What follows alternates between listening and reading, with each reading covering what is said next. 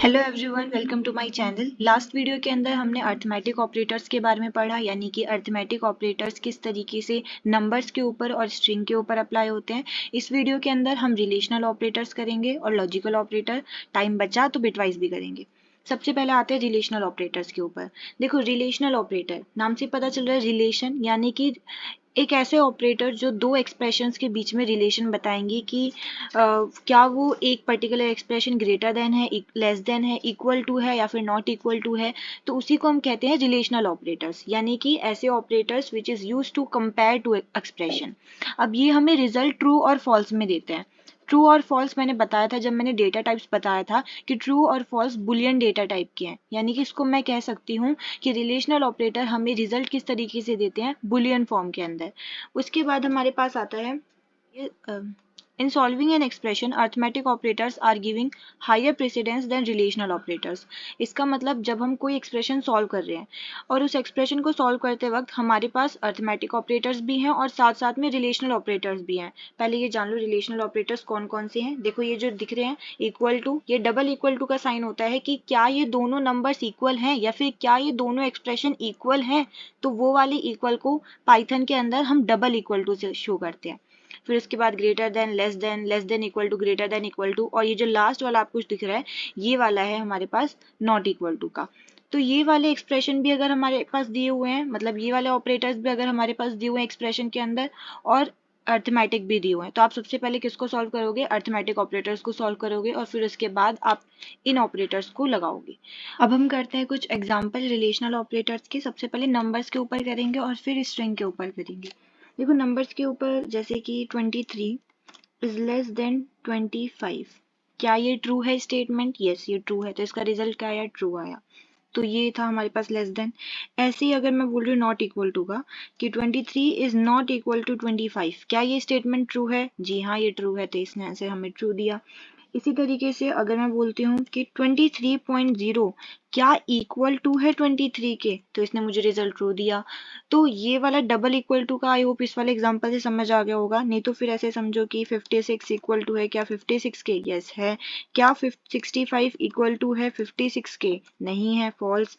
तो equal to, less than, greater than, equal to. अच्छा, greater than equal to और less than equal to का एक कर लेते हैं। जैसे कि 23 is greater than equal to 89, क्या ये स्टेटमेंट ट्रू है? नहीं है, तो इसने फॉल्स दिया। क्या 23 is greater than equal to 21 है? जी हाँ, ये है, तो इसने हमें ट्रू आंसर दिया। तो ये होते हैं हमारे नंबर्स के ऊपर जो आप आसानी से कर सकते हो। मेन आता है हमारी स्ट्रिंग के ऊपर कि किस तरीके से ये रिलेशनल ऑपरेटर्स स्ट्रिंग के ऊपर अप्लाई होते हैं। देखो, स्ट्रिंग के ऊपर जो रिलेशनल ऑपरेटर्स होते हैं वो कंपेयर करते हैं एस्काई वैल्यू के ऊपर। आप एस्काई वैल्यू किसी नंबर के याद करने की कोई ज़रूरत नहीं होती, आप वैसे भी पता लगा सकते हो। अब कैसे पता लगा सकते हो? जैसे मैंने लिखा hello, hello is greater then, क्या हाई है? Is greater then high. अब देखो, इसको हम कैसे कंपेयर करते हैं। स्ट्रिंग में सबसे पहली बात, हमेशा फर्स्ट कैरेक्टर और इसका फर्स्ट कैरेक्टर देखा जाएगा, यानी कि जो दो हमारे पास स्ट्रिंग दे रखी है, पहले दोनों का फर्स्ट कैरेक्टर मैच होना, मतलब मैच नहीं, सबसे पहले दोनों का फर्स्ट कैरेक्टर कंपेयर होगा। तो यहाँ पे भी देखो स्मॉल एच है, यहाँ पे भी स्मॉल एच है, अच्छी बात है।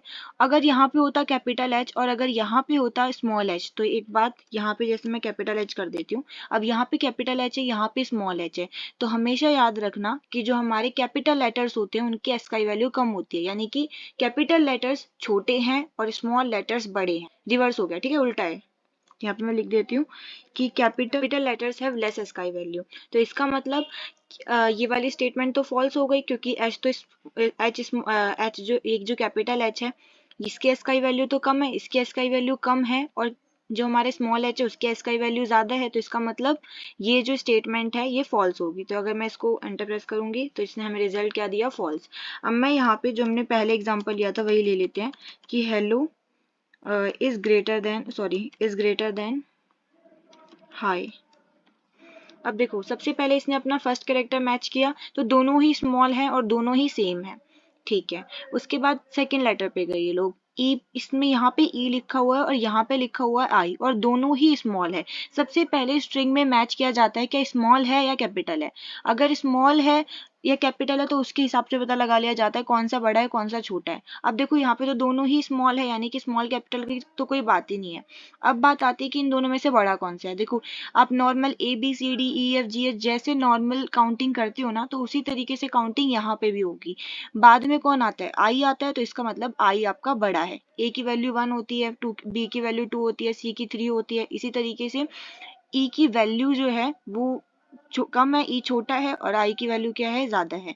ये मैं कोई स्काई वैल्यू नहीं बता रही हूँ, मैं सिर्फ नॉर्मल काउंटिंग वाली वैल्यूज बताई हैं। तो ये कोई स्काई वैल्यू मत समझ लेना कि ई की वैल्यू 5 है तो ई की स्काई वैल्यू 5 है, नहीं, ठीक है, वो मत समझना। अब यहाँ पे ई जो है वो पहले आता है तो ई छोटा हुआ, आई बाद में आता है तो आई बड़ा हुआ। तो इसका मतलब ये स्टेटमेंट तो फॉल्स हो गई। क्यों? क्योंकि आई बाद में आता है तो हाई जो है वो ग्रेटर देन है हेलो से। एक और एग्जाम्पल ले लेते हैं। इस एग्जाम्पल के अंदर बहुत छोटा एग्जाम्पल लिया है, ठीक है, आपको समझाने के लिए नॉर्मल। वैसे तो मुझे पहले लेना चाहिए था पर कोई नहीं। ए जो है क्या वो कैपिटल है स्मॉल ए से? अब आप खुद ही बताओ, इसका रिजल्ट पहले बताओ, सोच लो अपने दिमाग में। अब देखो मैंने बताया कि सबसे पहले तो कैपिटल लेटर और स्मॉल लेटर में बात होगी। यहाँ पे है ये कैपिटल लेटर, और कैपिटल लेटर की एसकाई वैल्यू कम होती है, तो इसका मतलब कैपिटल ए हमारा छोटा है, तो यानी कि ये स्टेटमेंट क्या हो गई, फॉल्स हो गई। इसी तरीके से अब मैं ले लेती हूँ यहाँ पे ए, अब मैं ले लेती हूँ यहाँ पे Python. Python is less then P. अब हमने लिया है पाइथन है, देखो दोनों जगह। अब सबसे पहले यहाँ पे हमने फर्स्ट लेटर को चेक किया। हमारा जो फर्स्ट लेटर है वो क्या है, दोनों का ही कैपिटल है, कोई बात नहीं। फर्स्ट लेटर को चेक करेंगे, फर्स्ट लेटर हमारे पास कैपिटल पी है, ओके, यहाँ पे भी कैपिटल पी है। यहाँ पे स्मॉल वाई है, यहाँ पे भी स्मॉल वाई है। यहाँ पे स्मॉल टी है, यहाँ पे भी स्मॉल टी है। यहाँ पे स्मॉल एच, कैपिटल ओ। बाद में आई हमारी लास्ट वाला लेटर एन की बारी। अब देखो एन जो है यहाँ पे कैपिटल है और यहाँ पे स्मॉल एन है, तो इसका मतलब इसकी एस का वैल्यू कम हुई और इसकी एस का वैल्यू, अभी तक तो देखो यहाँ तक ये PHTHO यहाँ तक ये दोनों के दोनों बिल्कुल एग्जैक्ट सेम है। अगर मैं बोलूंगी इस this is equal to this, ये रिजल्ट हमें ट्रू देगा। गड़बड़ी हो रही है हमारी कैपिटल एन के ऊपर, तो हम कैपिटल एन को मैच करेंगे। कैपिटल एन जो है हमारा, ये वाला जो कैपिटल एन है, इसके एस का वैल्यू कम है और इसके एस का वैल्यू ज्यादा है, तो ये वाला स्टेटमेंट हमें क्या देगा, ट्रू। अच्छा, यहाँ पे मैंने लिखा सिर्फ यही है, एक सेम ही है कुछ कुछ। हमने लिखा कैपिटल पी, फिर उसके बाद small Y, THON is less than PQ QRST। अच्छा, अब हमारे पास ये एग्जाम्पल है। इस एग्जाम्पल के अंदर, ये वाले एग्जाम्पल के अंदर सबसे पहले फर्स्ट लेटर चेक होगा। यहाँ पे है स्मॉल p और यहाँ पे है स्मॉल q। सबसे पहले फर्स्ट लेटर चेक करना है तो दोनों स्मॉल, लेकिन ये वाला p है और ये q है, तो हम लोग क्या चेक करेंगे कि बाद में कौन आया, तो बाद में कौन आया, p के बाद q आया, तो बाद में आया q, तो इसका मतलब हमारा q जो है वो बड़ा है। तो यहाँ पे तो पहला लेटर से पता चल गया कि ये वाला बड़ा है, तो इसका मतलब ये स्टेटमेंट क्या हो गई, हमारी ट्रू हो गई। अगर हमारे पास पहला ही लेटर से हमें पता चल जा रहा है कौन सा ग्रेटर है कौन सा लेस देन है, तो हम आगे चेक नहीं करेंगे, ठीक है, सिर्फ फर्स्ट लेटर ही हमें बता देगा। तो ये हमारी होती है रिलेशनल ऑपरेटर्स ऑन स्ट्रिंग। हमारे पास आते हैं लॉजिकल ऑपरेटर्स। देखो लॉजिकल ऑपरेटर्स हमारे पास तीन होते हैं, एंड, और नॉट। जो ये एंड होता है ये हमें ट्रू तब देगा जब दोनों कंडीशन ट्रू होनी चाहिए, और हमें ट्रू कब देगा, जब दोनों में से कोई एक कंडीशन भी ट्रू हो जाए तो ये हमें ट्रू देगा। और नॉट जो होता है वो हमारे जो भी हमारा रिजल्ट होता है, जैसे अगर हमारा ट्रू आ रहा है सॉल्व करके तो ये उसको फॉल्स कर देगा, अगर फॉल्स आ रहा है तो उसको ट्रू कर देगा। तो देखो अब इसको याद कैसे करेंगे, कोई इसको याद करने की जरूरत ही नहीं है। देखो एंड जो होता है, जब हम बोलते हैं I want this and this, तो इसका मतलब क्या है कि हमें दोनों चीजें चाहिए, तो यानी कि दोनों ही कंडीशन हमारी सेटिस्फाई होनी चाहिए तभी हम खुश होंगे। तो वैसे ही एंड के केस में है, दोनों कंडीशन ट्रू होनी चाहिए तभी आंसर ट्रू आएगा। और के केस में क्या होता है कि चाहे ये चीज मिल जाए या फिर वो चीज मिल जाए, तो या वाले केस के अंदर क्या होता है कि कोई एक कंडीशन भी ट्रू हो जाएगी तो रिजल्ट हमारा ट्रू आएगा। तो वही है और वाले केस के अंदर, gives true if any of the condition is true. उसके बाद नॉट में तो सिंपल ही है, अगर हमारे पास एक्सप्रेशन को सॉल्व करके ट्रू आ रहा है तो वो उसको फॉल्स कर देगा, फॉल्स आ रहा है तो ट्रू कर देगा। अब एग्जांपल देखो, 10 is less than 25 and 5 is greater than 6। तो देखो यहाँ पे क्या लगा हुआ है, एंड यानी कि लॉजिकल ऑपरेटर। अब लॉजिकल ऑपरेटर सॉल्व होने से पहले पहले उसके राइट और उसके लेफ्ट वाले जो ये हमारे पास एक्सप्रेशन दी हुई है ये सॉल्व होंगे। ये हमारे पास कौन सी एक्सप्रेशन मतलब ये हमारे पास कौन से ऑपरेटर्स लगे हुए हैं, रिलेशनल ऑपरेटर, अभी अभी ऊपर पढ़े, इनको सॉल्व करेंगे। देखो जब ये सॉल्व होगा तो ये सबसे पहले फर्स्ट रिजल्ट में क्या देगा, 10 इज लेस देन 25। क्या ये स्टेटमेंट ट्रू है? हाँ ये ट्रू है, तो इसने हमें इस साइड ट्रू दी।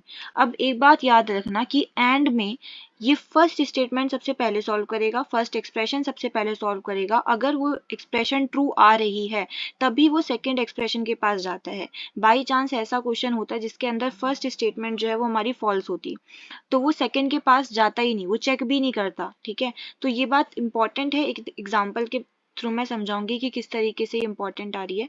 तो अब देखो यहाँ पे इसने पाइथन में कैसी वैल्यू तो पहले 10 इज लेस देन 25, जी हाँ है, फिर उसके बाद इसने एंड को एंड रहने दिया।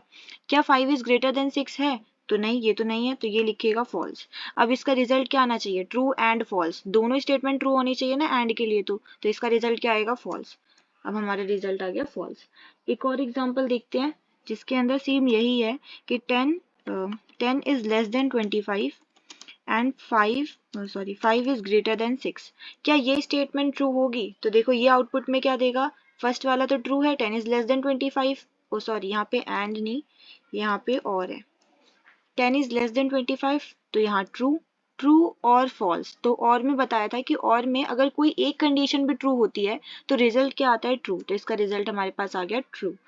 एक और एग्जांपल देखते हैं, इज लेस देन 5 एंड 5। अब देखो हमारे पास ये वाली एक्सप्रेशन है, इस वाली एक्सप्रेशन को पाइथन देखो कैसे सॉल्व करेगा। सबसे पहले एंड वाली है, सबसे पहले एंड के राइट और लेफ्ट सॉल्व होंगे। तो सबसे पहले हुआ स्टार्टिंग से स्टार्ट यानी कि लेफ्ट से स्टार्ट। 10 इज लेस देन 5, क्या ये है? तो 10 इज लेस देन 5, ये तो नहीं है, तो ये हो गई हमारी स्टेटमेंट फॉल्स। अब मैंने बोला था कि एंड में ये आगे एक्सप्रेशन तभी चेक करेगा जब फर्स्ट वाली एक्सप्रेशन हमारे पास ट्रू होगी। यहाँ पे तो फर्स्ट वाली एक्सप्रेशन फॉल्स आ रही है तो पाइथन आगे चेक भी नहीं करेगा, ये रिजल्ट हमें सीधा क्या दे देगा, फॉल्स। अब मैंने यही एक एग्जाम्पल लिया इसी तरीके का कि 10 is greater then 5 and 5 divided by 0 and 5 divided by 0 is less than 10। अब देखो ये वाली एक्सप्रेशन कैसे सॉल्व हुई, क्या 10 इज ग्रेटर देन 5 है? जी हाँ है, तो इसने हमें आंसर दिया ट्रू। आगे जब अब क्योंकि ये ट्रू आ गया तो पाइथन अब आगे भी चेक करेगा, तो इसने ये वाला पाइथन गया इस वाली स्टेटमेंट के पास। अब देखो 5 डिवाइडेड बाय 0 हमने मैथ में पढ़ा है, जब कोई भी नंबर डिवाइडेड बाय 0 नहीं होता तो ये आंसर हमें क्या देगा, यहाँ पे ये हमें एरर दे देगा।